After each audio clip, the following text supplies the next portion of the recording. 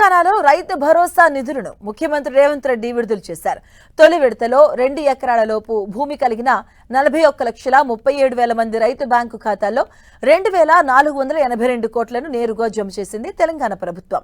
1 ఎకరం వరకు భూమి కలిగిన 14,65,000 మంది రైతుల కోసం 878.94 కోట్లు, 2 ఎకరాల వరకు భూమి కలిగిన 26,72,000 మంది రైతుల కోసం 1,603 కోట్లు ప్రభుత్వం విడుదల చేసింది.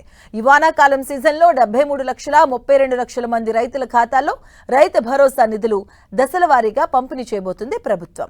వానాకాలం పంట కోసం 9,000 కోట్ల రూపాయలను నిధులను ఇప్పటికే సమీకరించింది ప్రభుత్వం.